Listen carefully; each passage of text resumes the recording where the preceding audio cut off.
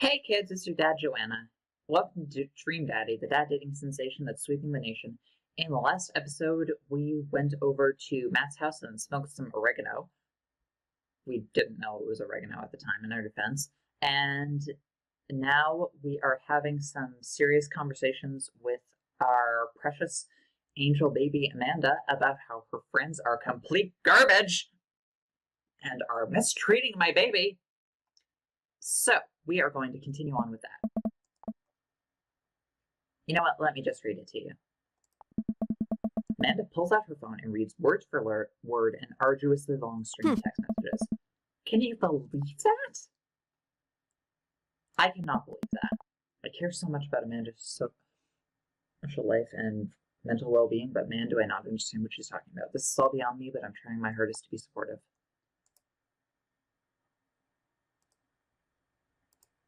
Oh. They were dating in secret for like months. So I told her that she's being a really terrible friend, and she's like, well, if you think I'm so terrible, then just stop being my friend. And I was like, okay. And then she left me on red, and wait, left me on red? What's that? It's what Robert did to you, Stanley. Oh, like she saw my message and didn't reply, and I know because there are red receipts. I don't know what red receipts are, but I'm just going to nod and pretend I understand. It's literally what Robert did to you, Stanley. He saw your message, you got an indication that he saw your message, and you know he's ignoring you. It's a total fucking power move. Gotcha. So while this is all happening, I'm talking to Emma P about how mad I am because she's at least being kind of reasonable. I'm venting to her about how pissed off I am at everybody and stuff. Then out of nowhere, Noah texts me. Ian is like, how could you say that about me? And I'm like, say what about you? And he tells me that Emma P sent screenshots of everything I told her to the group chat that I got kicked out of. Bitch! Oh.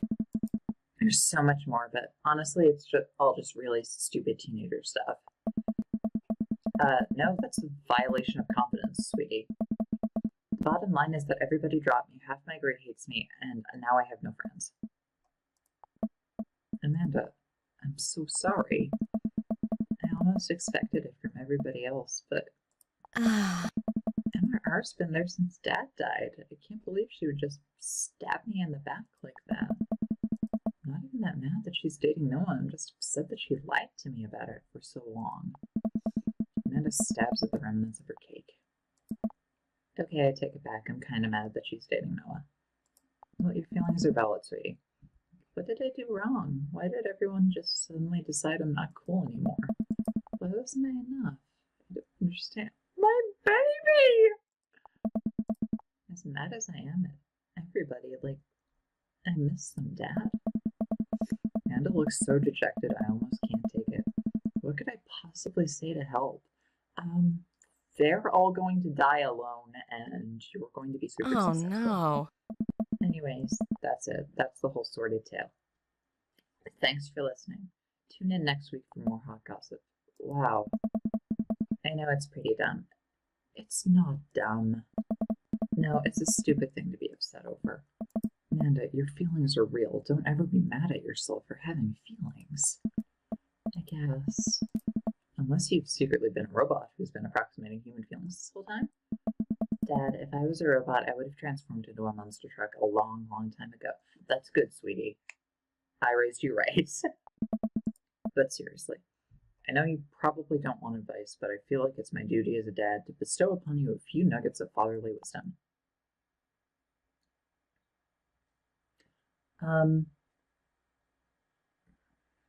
Well, I mean, real friends don't do that.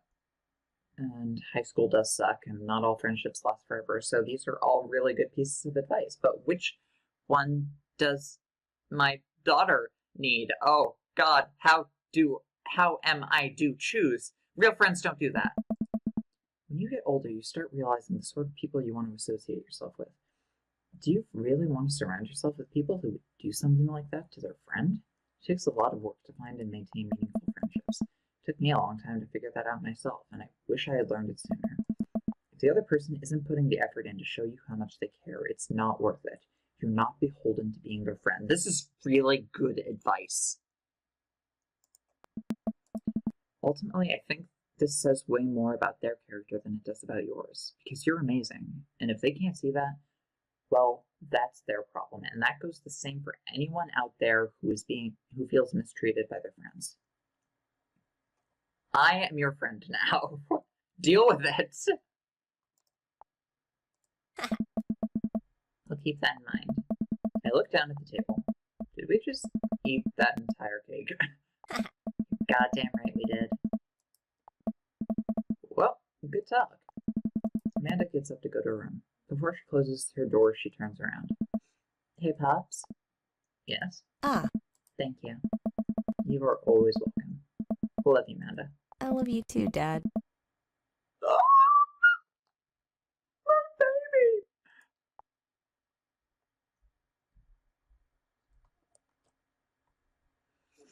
Welcome. You've got dads. This being a dad thing is really messing with my emotionless she-demon aesthetic. So yeah, I'm not going to just jump right into the open mic night, which I have a feeling is what's going to happen if I click on Matt's thing. So let's go hang out with Damien. I had a lot of fun hanging out with Damien the other day. I wonder what he's up to. I open up Dad Book and start writing him a message when Amanda walks in the door. Excuse me. Dad, you got a letter. Oh, is it from Grandma? No, it's from Damien. Whoa. Excuse me. Can I see? Amanda hands me a piece of old parchment, folded into an envelope and sealed with purple wax. Damn, dude goes all out. Pry off the seal and unfold the letter. In the most beautiful calligraphy, the letter reads, Dearest Stanley, I hope you'll find my continued correspondence endearing rather than trying. I can only hope my use of this sort of more traditional form of communication will showcase my sincere and earnest desire that I greatly enjoy the time together. I write this hastily under the warm embrace of excitement, fearful that I may misstep and speak something unwelcome. For now, I hope you may forgive my boldness. I will simply say that our company has greatly occupied my thoughts. While the afternoon may have been derailed by some foreseen, your companionship helped a great deal, not only in the discipline of my child, but in the morale of my spirit. And for that I thank you. That said, Stanley, if you'll allow me, it would mean the world to me if I could enjoy more of your time. Perhaps a trip to the cinema, followed by a moonlight stroll would be to your taste. I eagerly await your response with respect to the Blood Punch. Amanda and I both look up from Oliver. Wow. He's good. He's really good. I am gonna catch a movie with him. No, Stanley, you stupid bitch. You don't respond to a handwritten letter with a message on social media. Amanda slapped my laptop shut. Thank you, Amanda. It's good that at least one of the three of us has some sense. You have to write him back a real letter. But my handwriting looks like two toddlers fighting with their crayon. Dad, you have to. He wrote you a letter. That's so cool. Will you help me? I need to class this up. Father, I was made for this. Here's what you do. Find tickets to a show that you two will like, then enclose them in the letter. Ooh, that's classy. Amanda and I hop onto my laptop and peruse Showtimes. He doesn't seem like a romantic comedy kind of guy. Oh, here's one. Vampire Crusade 2. Evil Never Dies. I don't know, that sounds kind of stupid. Actually, it's a critically acclaimed exploration of the anomaly of existence. It really turns the vampire trope on its head. Really? Interesting. Huh. Nah, there's just lots of blood in vampire cities. I love this kid.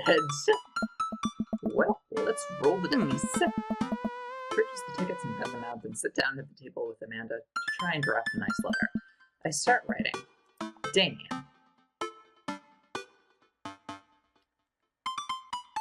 I do hope this letter finds you in good health. Good one. What's next? Hey, remember when your son tried to cast a Amontillado that kid? I must confess to my amateur control of the written word.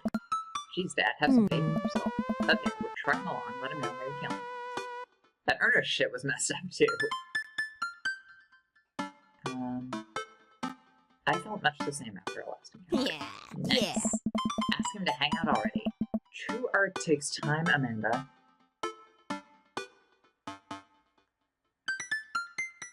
Let me, get at that. Yeah. Sit on my face.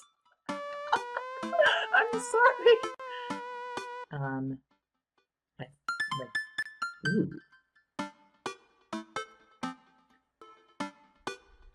I find myself lost in your details. Dad. Whoa. I saw it on TV. I'm not actually an intelligent person. Bring it home, Pops. Let me take you out. It would bring me great pleasure to continue to escort you to some smooth. Calling it the cinema was a classy move.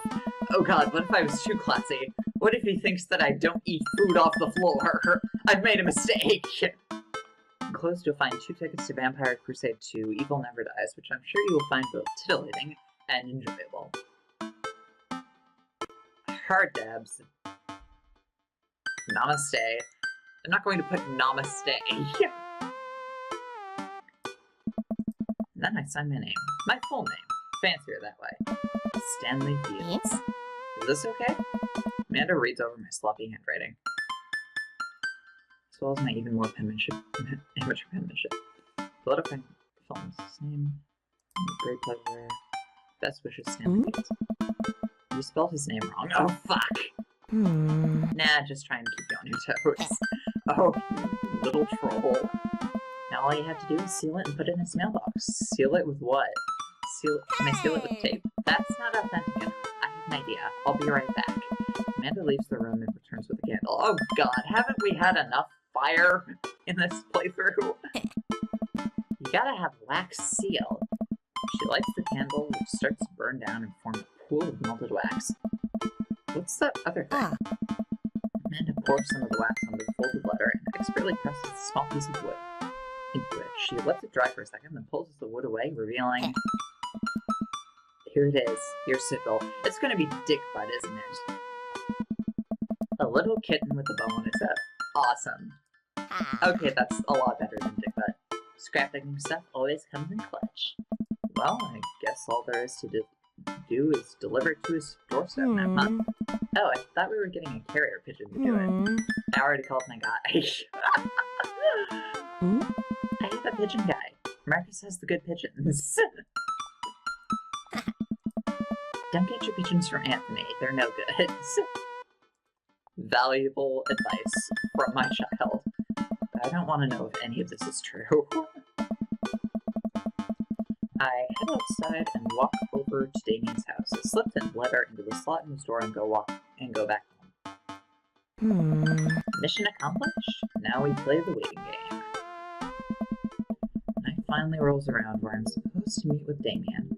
The next day, he has left another beautifully crafted letter thanking me for mine and agreeing to the evening. Amanda helps him pick out a nice outfit, and I show up to the theater a bit early. It's a chilly night, and the theater is kind of crowded, but it's still nice. How do you do? I jump at the sound of his voice, and also the fucking thunder that just occurred. The thunder in my pants. Jump at the sound of his voice and turn around to see Damien right behind me. He almost gave me a heart attack. How long were you there for? I don't know. I just walked up. My apologies for frightening you.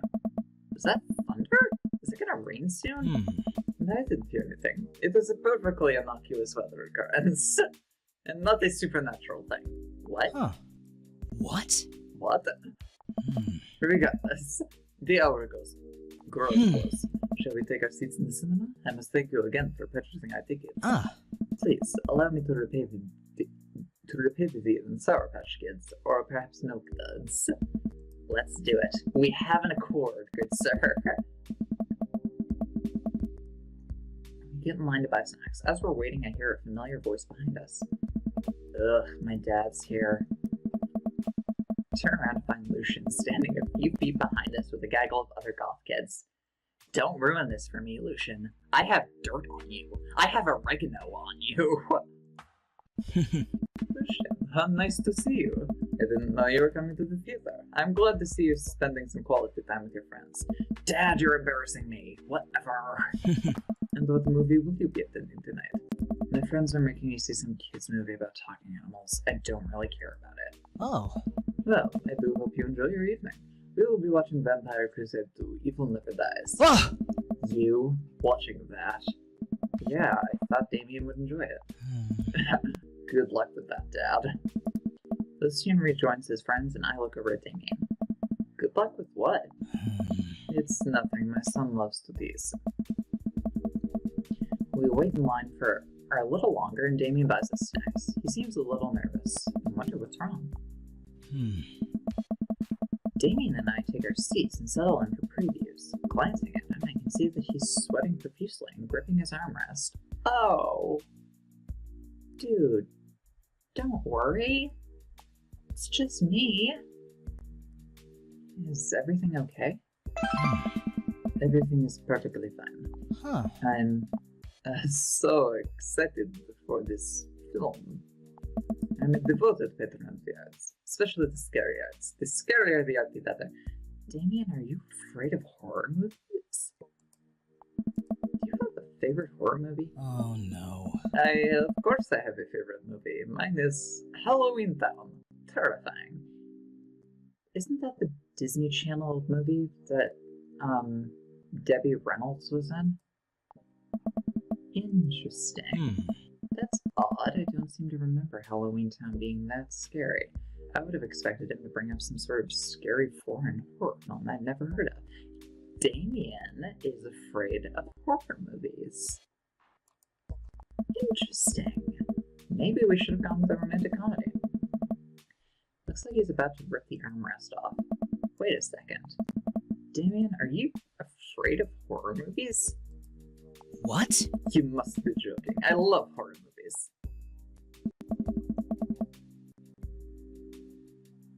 The lights dim for the film. Damien screams. Sweetie, I apologize. I was thinking about something far scarier than this movie, which is not scary at all. We settle in as the film starts. I offer Damien some licorice and he takes one. I take note of how much his hands are shaking. Ah! The title flashes across the screen in bloody letters. Vampire Crusade 2, Evil Never Dies.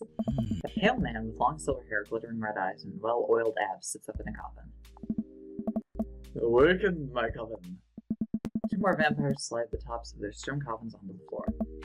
Brother, is it time? Yes, husband, but also more than me. It is time. The three look at each other, and then to the camera. For the Vampire Crusade. This rules. A trio of vampires flies off into the night before organ music plays in the distance. I somehow get lost in the movie. As dumb as it sounded, it was a pretty dumb flick. It's a pretty fun flick. Get to a tense moment where Romulus True Blood sits at a Shivers meeting. His wife Romulus, with the general of the human movie, whose wife Romulus has fallen in love with. Romulus, it is good to finally meet you. Gentle, I agree, it is good to finally blood you. Oh my! Weeks that slashes the general, so blood splatters everywhere, over everything, including the camera. Ah! Damien screams again, reflexively grabbing my hand. I immediately blush, forgetting about any vampires, or blood, or vampiric blood. Ah! Oh, I'm terribly sorry. Don't be sorry, my hands are yours. To put wherever you want. Damien retracts his hand and places it back in his lap. I was writing a novel in my head about blood magic, and I got to an extremely scary section. Damien goes back to quietly stressing out of the movie. It's kind of cute how he won't admit he's afraid of it. I wish he would hold my hand again. Maybe I could do something to try and make him feel more comfortable. I've got it. I'll do what all dads do best. Talk during the movie. Let's see. If I point out a plot hole, maybe I should tell a dad joke. Asking what's happening doesn't really feel very considerate, considering he's actively trying to not think about it. Let's point out a plot hole. Do you notice how that guard fight? Yes, this is absolutely unforgivable from a filmmaking standpoint. It's almost unwatchable. It's funny how it's so much easier to point out tiny mistakes in the work of others than it is to actually go create your own. Fucking roasted alive. Should have made a dad joke. Hey look, that's an anachronism. Hmm. Just the movie goes by relatively smoothly, with only a few whimpers from Damien. Maybe he would have liked the romantic comedy better. We get to the final scene of the movie, where Romulus, Bad Blood, and the General's wife embrace each other in his grip. Appears that the true vampire crusade was the vampire crusade in our hearts, our cold and beating hearts. Romulus and the General's wife begin making out. What? Film fades to black, and the end appears across the screen. But then it hard cuts to Demetrius and his rival lover, Carmela, who watch the two from afar. Oh no, twist ending! Our blood has been pure for 1,000 years. Romulus has betrayed us by loving a human woman. It must only be a short time before the next Vampire Crusade 3, evil must die again.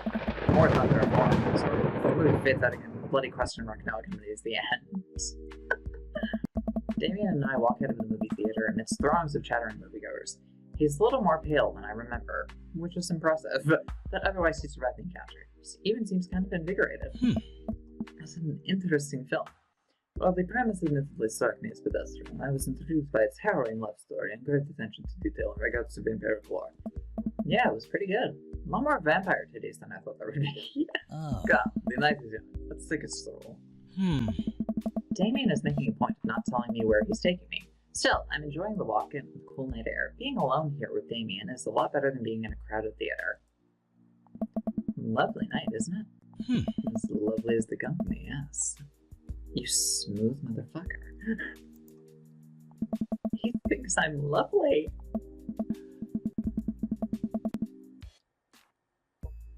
Mama, I think someone could love me. Thanks. Cool. Okay. Thanks. No. Problem. Crushed it. I never dreamed that I could go. When he first asked and I said no, he asked me twice.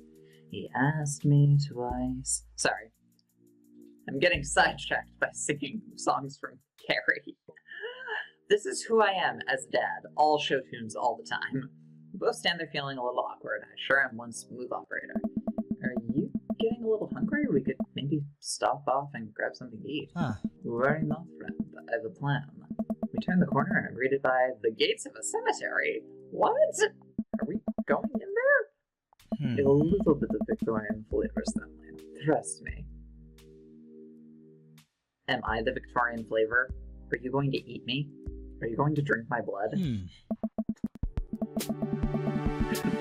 I'm a bit nervous, but Damien hasn't done me wrong yet. I follow his lead as we walk into the cemetery. The statue of angels stare down at us as we follow the path through the faded tombstones.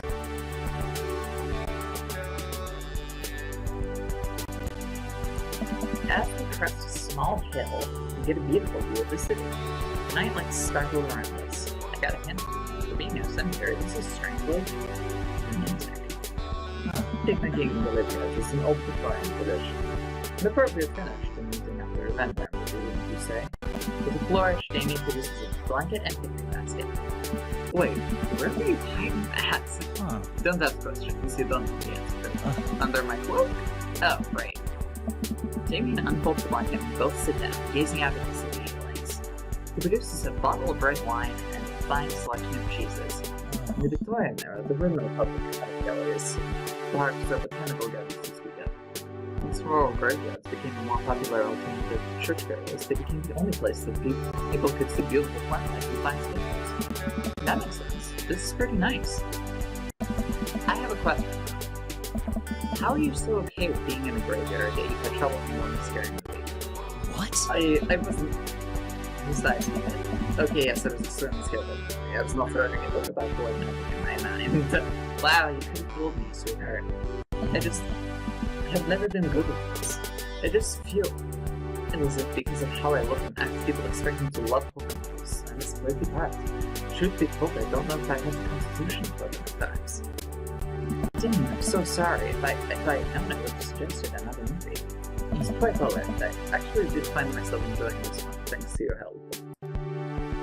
Graveyards, however, I think there's something rather beautiful about that.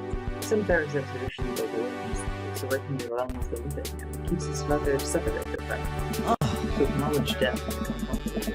I think gives us a certain intimate knowledge about ourselves. I'd like him to have certain intimate knowledge about me.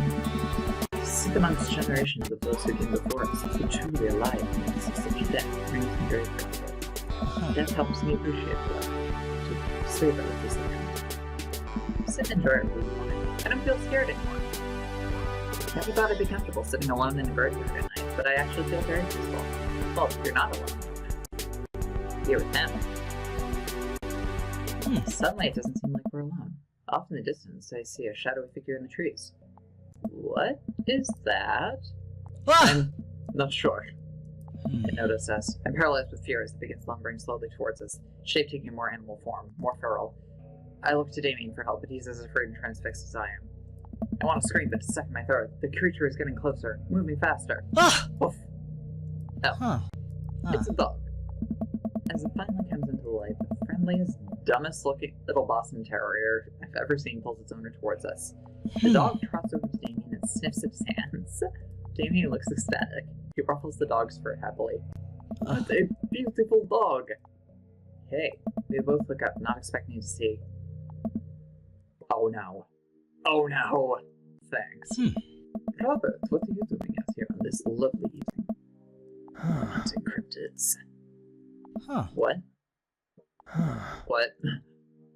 I didn't know you had a dog. This isn't my dog. I found her wandering in the street. I put a leash on her, and now we're walking around in this graveyard together. Hunting cryptids. Oh. Damien and I share a look. May I give her a treat? Sure. Wouldn't give her cheese, though. Not really. Damien reaches into the depths of his cloak and procures a small dog for treat. How did you just have that? What else is he keeping in there? The dog laps up the treat and crunches away, tail wagging furiously. Damien continues to smooth down her fur. Thanks. Hey. My absolute pleasure. Damien shakes the dog's paw. Lovely to meet you, my friend. May our paths cross again. Robert and his dog disappear into the darkness again. Damien stares after them. I didn't know you liked dogs. Victorians love dogs, actually. Most Victorian women of high fashion would always be accompanied by a small dog, such as a terrier or a Maltese. I think big dogs are nice too. Yeah, man, dogs are awesome. I do believe we've had enough excitement for one night. Let's say we make our way home. Damien hops to his feet and extends a hand to help me up. I gladly take it, as my knees aren't what they used to be. He packs up his picnic basket and leads us out of the graveyard. As we begin to walk home, I take one last look at the cemetery. It really is beautiful. Like a proper gentleman, Damien walks me to my doorstep. Thank you, that was so kindly for your company. Damien, it was my pleasure. Suddenly, if you'll allow me, you can bring me great joy to offer you a token of my appreciation. Damien reaches into his cloak. Holy shit, that thing a TARDIS? What's that folded monogram handkerchief? He presses it into my hand. A gentleman's favor? I do declare. Thank you, Damien. I will use this to... I can't wait to sneeze on this. I will use this to dry my tears for those I've lost. In love with this. Damien shuts his feet. I just want to say that it's rare to find someone who's open to my eccentricities. It's nice to feel so accepted. Thank you. Damien gives my hand a quick squeeze. Kiss him, you fool! Damien blushes and hastily retracts his hand. I was thinking of you. Before I can say anything else, he's gone. Huh. Okay, I'll lock the door and step inside. Whoa! Like a whirlwind, Amanda runs from the window and plops down on the couch, trying to look nonchalant. Nice try, sweetie.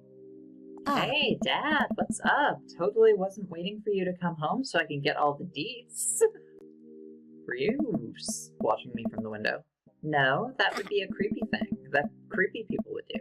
I was just, okay, yes, helps the movie. Lots of vampire titties. Told ya. But as it turns out, Damien's... Wait, Amanda doesn't need to know that. I'll keep that under my hat. Between me and Dave. Scary cool. Yep, he's He's so cool, it's scary. Nice save, Stanley. Yeah, super smooth.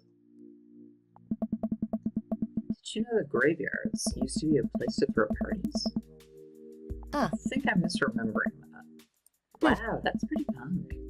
Also, we saw a dog. Definitely thought it was a werewolf for a minute, though. How can you be so sure it wasn't a werewolf? How can you be so sure I'm not a werewolf? And how can I be so sure you're not a werewolf? How can anyone be sure of anything? Amanda's eyes narrow. I'm watching you, Dad, if that is your real name. I don't trust you, nor I you. I make intense worry eye contact for a second. Anyway, I'm calling you for the night. Don't stay up too late, will you? I'll try not to howl at the moon past midnight. That's a girl.